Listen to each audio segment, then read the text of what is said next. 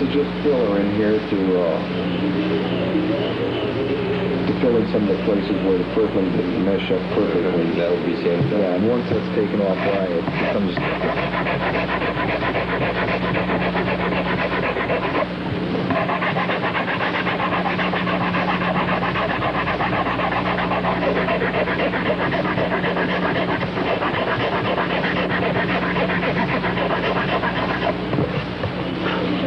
This way your purfling shows up beautifully. How is it that you deal with the problem of the tension of the strings you're causing the neck to warp? Well, I've done away with the truss rod that the guitar factories here in this country use. As you can see, they have a rod that runs through the instrument, and should your neck warp either way, why, by tightening or loosening this rod, it will take the dip out. But that's not necessary. It's a lot of added work. What I do is I just laminate the neck with 2 pieces of maple with a rosewood runner, and I get the same results, and it'll never warp. Traditionally, all the necks were made this way years ago. It never had any problem with warping. Well, why the particular kinds of wood? Why rosewood, maple, and mahogany? Well, you wouldn't even have to use those woods. You could, if you just laminated plain mahogany, you would have a stronger neck. But I use it for a little more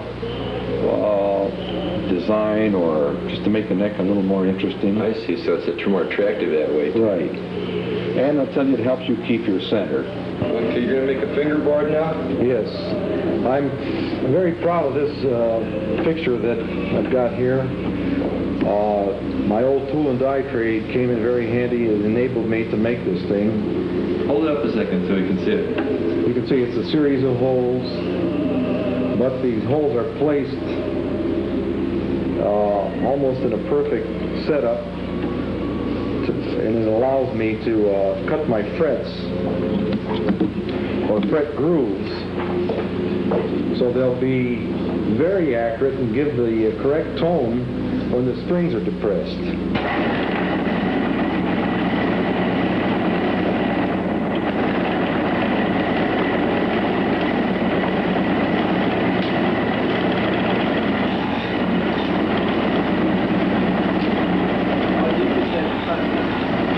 Approximately half the depth of the fingerboard. Now, the fingerboard, the width of a fingerboard, the thickness, it can vary. But in this case, I would say it's a little over 1/8 in thickness. This is for a very small type instrument, so it doesn't have to be too thick. You can see, for my operation, it's fast enough, and it does the job accurately. Now, if I spent a whole day doing this, I could probably turn out 300 or 400 fingerboards, which would last me for a long while.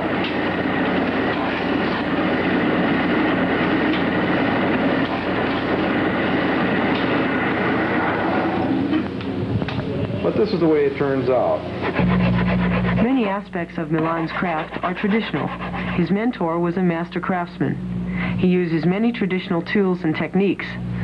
Also a Tamburitza craftsman, he occupies an important traditional role in Yugoslav American society. The Tamburitzas he makes are important to the culture of the Croats and Serbs of America. About half of the instruments played by this group, the Gary Croatian Tamburitzans, were made by Milan, including this particular Brach Tamburitza. But Milan's craft is not a tradition frozen in the past. He is willing to adopt new processes to make use of labor-saving power tools. Thus his craft has persisted and prospered in modern times and has become well known. How is it that you have a picture of Chet Atkins there? I see it's autographed too.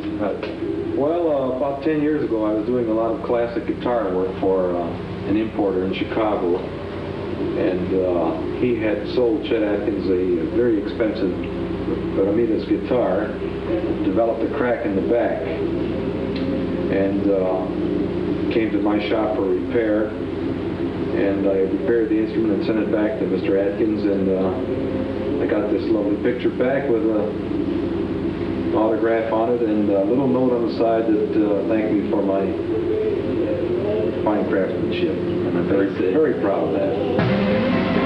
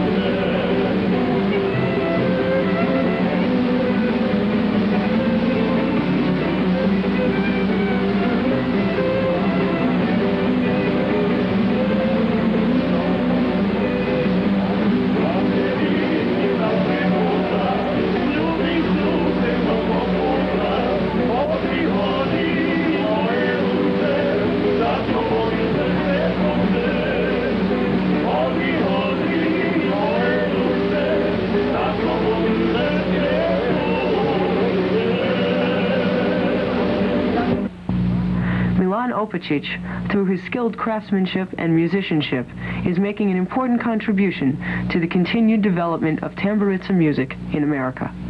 The greatest Tamburitza musicians are right here from the Midwest, and it offers a chance to play in many of the outstanding places in, in this area. And it's not too far. And Chicago is a very large city. You have many fine places that you can play and heard and entertain.